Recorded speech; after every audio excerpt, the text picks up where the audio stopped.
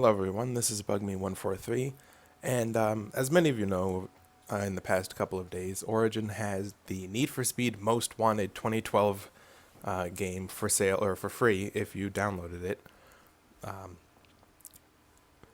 this game's been out for about 4 years or so. I just wanted to take a little time to give a post review. Um, so here it is. I did buy the game originally when it first came out in 2012. I was excited. It was a pretty good game back then. There's only a couple of There's only a couple of things that really stood out at the time, and there was a lot of complaints. Pardon my driving. I'm not very good. The biggest things that really stood out was the rubber banding AI, where you could be first place, about a mile ahead of everybody else, and the next thing you know, there's a car right behind you. There's a lot of complaints about that. There was no easy way to save other than you had to manually switch cars or find a new place, and sometimes these saves were erratic. Unfortunately, as of today's date, February 4th, 2016, it appears EA has not fixed their rubber banding AI problem, and it's not very noticeable at the very beginning of the game when you start out with a Porsche, I believe it is, or you swap to a Porsche and you have to race similar cars, but it does get very pronounced later on, especially in the Most Wanted races. In fact, let me see if I can provide a very clear example. I do like their easy drive menu is a little bit hard to navigate, clearly intended for consoles, but it's once you do it a couple of times, it gets a little bit easier. The current car I'm using is one of the top end cars in the game, the BAC Mono. If you're playing this for competitiveness, I suggest you do not use this car. Here we go. And yes, this is definitely the wrong car to be using on dirt, but I need to be using it to prove a point. I'm gonna just get onto the tarmac, and we'll go. As I said, I'm not very good at driving games. I mostly rely on luck. As you can see, he's right here. Let's see what happens when I brake. So does he. It's a little bit annoying. Whoa. Sorry about that. It's like I said, it's a little bit annoying, but let's show the opposite.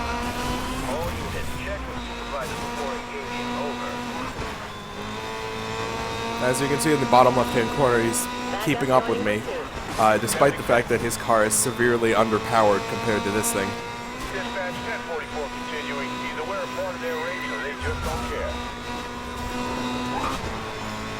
And yes, I'm using... Let's see if I can bring up the menu. No, not easily. I can understand them keeping in the catch-up AI for newer players. Especially, if you crash once, you don't want to be, oh shit, I have to restart the entire race. But for me, and for a lot of the other people I've seen around, they were complaints about it. Complaints about it being not hard enough or too easy. Complaints that, it felt like you didn't really matter what you did. Oh, look at that. Complaints that it didn't really matter what you did in the race, and so on and so forth. Unfortunately, there's no option to turn it off, so I got back into the game. I was really excited.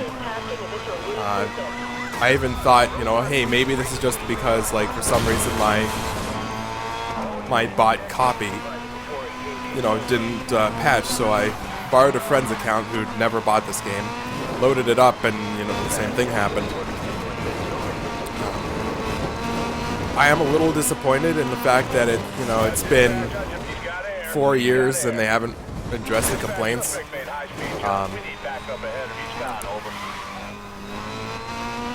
It's still a very fun game to play. Sorry about that. It's still a very fun game to play. I would recommend grabbing it if it's still available. I would recommend It's a lot of fun to be playing with friends, you know, just messing around.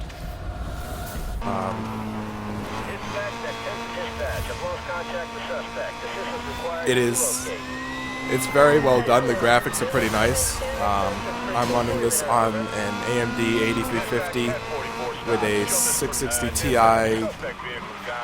and 24 gigs of RAM. I'll show my graphics in a moment as soon as I get out of this place. The FPS, I believe.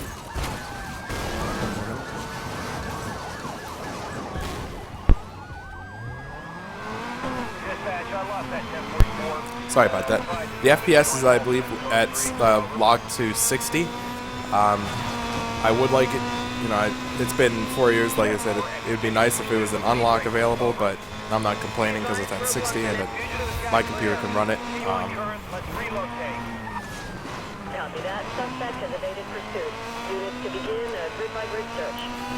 Let's see what else I want to talk about. Oh, yes. They really haven't fixed the save system. Oh yeah, there was another thing. They really haven't fixed the save system. Like it's pretty much the 4th or 5th time I've found that Mercedes or that Bentley. And quite frankly, I'm a little tired of that.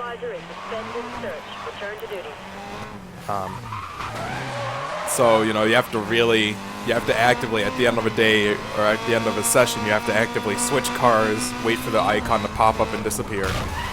Then you can safely exit without losing all your progress.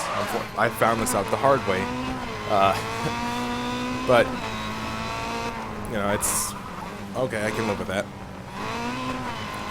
One of the sleazy or sneaky things they did with this game, as you can see, is that they released the full base game, but none of the many DLCs. If you'll permit me a moment to run back to this car, you'll see what I'm talking about. And of course, I bloody lost it. Okay, whatever. I'll find another one in a moment. This in front of me is one of the normal jump cars that you can jump to. As you can see in the bottom, press E. Let's see, there's no mouse here. Press E to drive car. Okay, that's simple enough. You swap to the car, it'll print a nice logo. You'll see the save screen in the bottom, and you're in the car. That's how it normally goes. And you'll get, you know, milestones. The milestones will let you unlock certain things, play certain. You need to get the milestones, which will unlock your most wanted races, which is standard enough. You know, don't want to see some poor schmuck try one of the hardest races with just a simple Porsche 911. But as I said, they released the base game, but none of the DLCs. And what that means is that you will come across cars, or you'll come across locations. Here we go. Where you will be asked to go to the store. As you can see in the bottom, press E to go to store. Okay. It shouldn't be too bad. I get disconnected from Autolog pretty much every other minute. It's a pain in the ass to reconnect. And the game crashes. What a surprise. Honestly, I really did expect better from EA, you know, especially 4 years past the release date, but, you know, take what you can get. So basically what you would have seen is I'll pull it up in game again. You will see the EA store, which has a very large amount of DLC purchases. Need for Speed Most Wanted stopped working. What a surprise. Well, I might not be able to show you, especially if this keeps happening. Oh yeah, and the game really does not like you to Alt-Tab, which is a problem for me if I'm, you know, hanging out with friends, or if I'm doing multiple things, because I bought 2 monitors for a reason. And the intro is not skippable. Yada yada yada. There we go. Press any key. I do believe I have this loaded on my hard disk and not my SSD, so the load times are okay. I'm not about to reinstall it on my SSD just to get 10 seconds faster, especially since I don't think I have room. But yeah, the load times on a hard disk are semi-annoying, but it's a pretty well-designed game, well-textured game from what I've seen. There's only a couple of instances where I found really bad problems, and that was when I was looking, like trying to look in the distance. But it really isn't too much of a hassle. So let's take a look at this Aston Martin, whatever the hell it is. Press E to go to store. Okay, press Enter to go to the Origin store. As you can see in the bottom, it's definitely designed for consoles in mind. Let's take a look. Don't believe you can see this, so let's pick this up. And let's do this.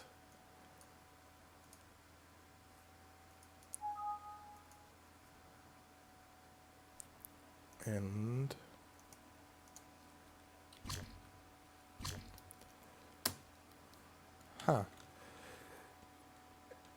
it really doesn't like you to Alt-Tab when you're in the game. Not at all. Let's try this again. Let's go to the store. That's annoying, to say the least. I can't exit this. I can't exit this pause screen. It's definitely a problem. Anyway, while I'm here, let's just go over the settings. Audio, I turn the music down, mostly because I talk with friends. Speaker setup, stereo, 5.1 surround, 7.1 surround. Music order, they do have their own in-game music.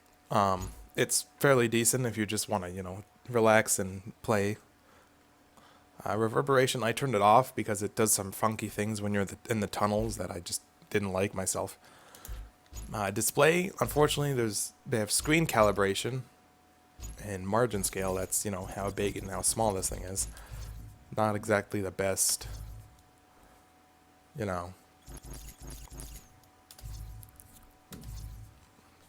not exactly the best done.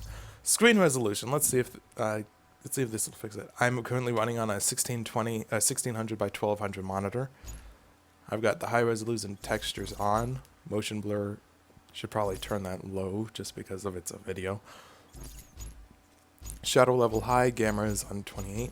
Headlight shadows. Now this is something they did a semi-decent job with. A lot better than Watch Dogs, certainly. As you drive around at night, your headlights will come on, and shadows will be portrayed on whatever's behind. Like if you're behind another car, there'll be a shadow, and it's pretty neat. Ambient occlusion. Like I said, I'm running this on a 660, so I can't push it to the max. Geometry detail, light scattering, super sampling goes up to 4x. Gameplay. Units. US Imperial Metric for people like Total Biscuit across the pond. Although I do believe he's in the United States at this point. I don't remember.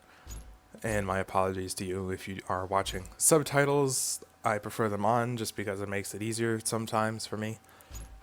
Vibration, if you're using a joystick, I do have a Xbox 360 controller here, but I haven't tried it, to be honest.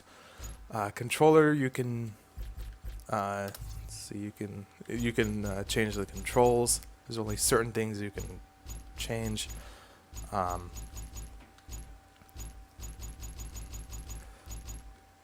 It's not really very comprehensive. Additional manual and credits. Nothing really good there. Come on, let's see if this will work. No. Okay. Let's see if I can trick it. Okay, so this will give you a basic idea. This is a list of all the achievements and milestones, essentially, in the main game. Um, I'll just go top about events played. That's the number of races. Um, for the cars, your races that you've completed. Events won, same thing. Most wanted cars shut down. At the end of each most wanted race, when you're going head to head with one of these cars on the left, you have the opportunity to shut them down and essentially take their car.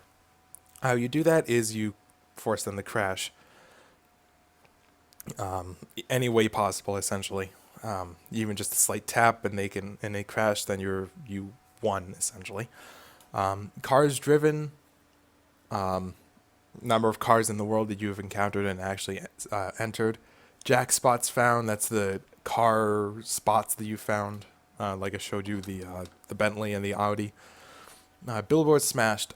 Billboards are normally placed at the end of a ramp, so you'll be driving along, you'll go up the ramp, smash a billboard, and you'll gain points for the total distance that you've traveled. Um, it's actually quite fun. Sometimes I found myself repeating it over and over, just to see how far I can go. I will say that some of them are really poorly placed, and you will have to do some crazy stunts at the end of it, crazy stunts at the end of the ramp in order to not crash off the map. It's a little strange. Security gates, they're just there mostly for fluff. Total game completion. As you can guess, that's the total amount of things you've completed. Um, then there's these DLCs that I've mentioned. There's the Ultimate Speed Pack, the Terminal Velocity Pack, the Movie Legends Pack, the Need for Speed Heroes Pack, and, that's it. There's 4 extra DLCs. I think the total is, let's bring it up here actually.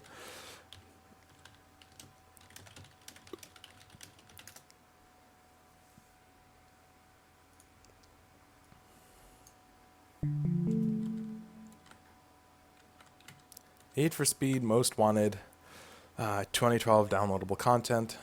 There's a limited edition. That was the pre-release. That's fine. There was 3 pre-order packs. Those were just a special color and upgrade modifications. Now, to be fair, all of these were available in game. They were not limited by some by some means. Time saver packs. It's mostly unlock vehicles. Save you time. You don't have to run around the world and find them. Performance modification. It's another time saver pack. Slim Jim promotion was some messed up thing that they did involving Slim Jims, I believe it was. Yeah, enter redeeming a Slim Jim promotional code and selecting the Dodge Charger will unlock it for use in multiplayer, yada yada yada. So it's just, sales thing. Ultimate Speed Pack unlocks 5 cars for you to drive. I really would like to drive some of these, especially the Hennessy Venom, but it was a DLC. The Terminal Velocity Pack and five cars and a location, the Hughes International Airport. It's annoying that they have all these DLCs that's not available in the end game, but I know what they're trying to do. They're trying to push sales for these things by releasing the game free. The Movie Legends, stuff from movies. The Trans Am, I believe that's going from Smokey and the Bandit. The Aston Martin DB5, obviously James Bond. So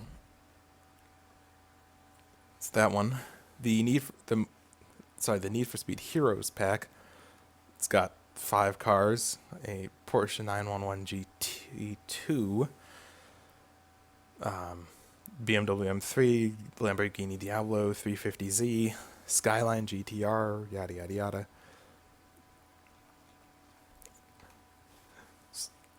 Let's go for the total price.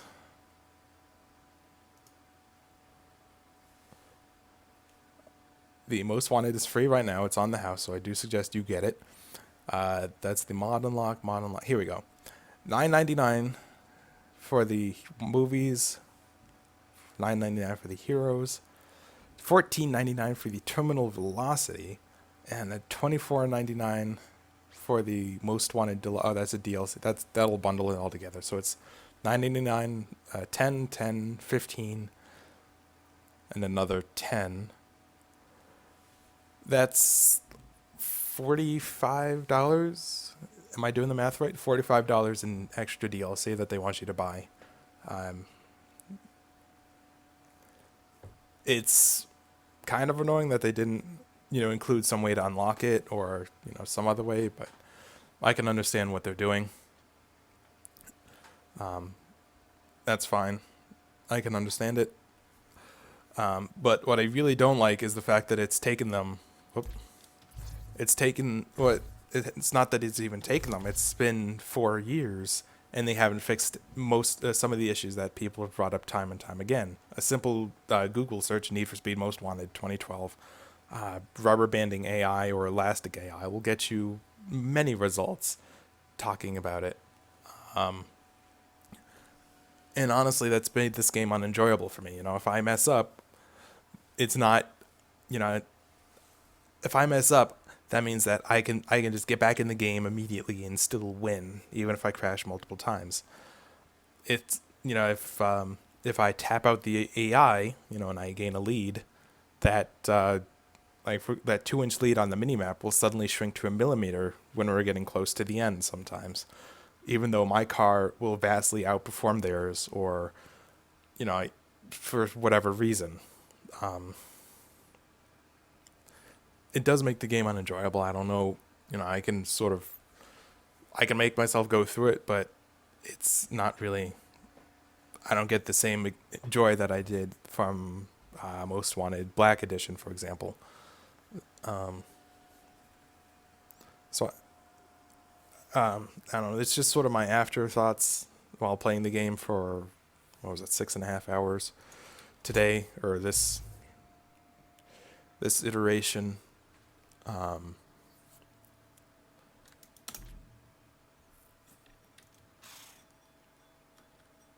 And that's also slightly annoying, the fact that they haven't fixed that.